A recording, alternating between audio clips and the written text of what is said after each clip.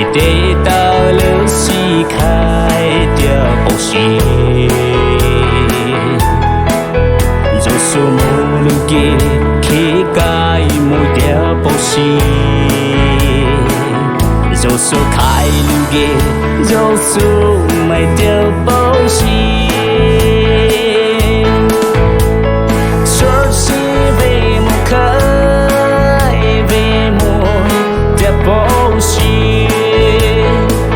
Si về khai ghê đã giữ Christian mai bài vì khổ khổ sự về bài chờ bầu xì mới chỉ bầu xì mai giữa bầu xìa đuôi bài lại anh anh đi đụng niềm sự vui cho lúc chỉ bằng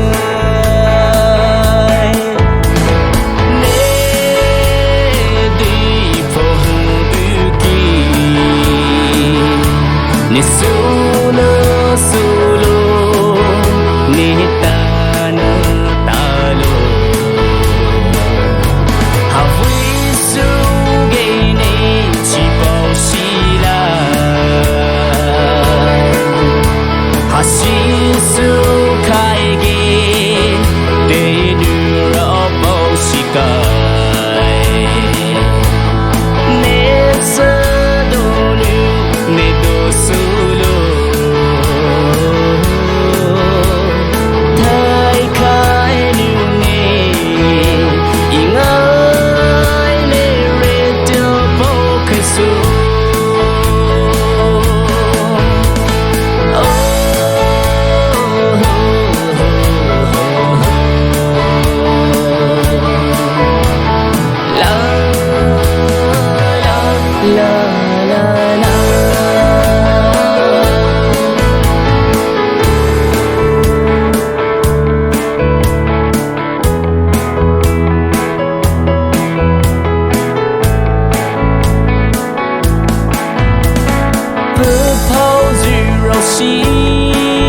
khai ghê chỉ bao xì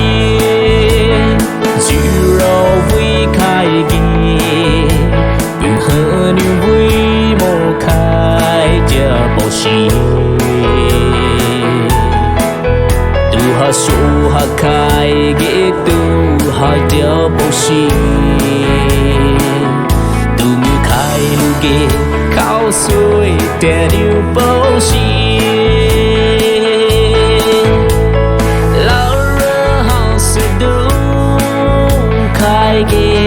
chỉ bao xì ha sơ du mô khai ghê ha sơ mô dư mai bài vô dư mai áo li bài chờ bao xì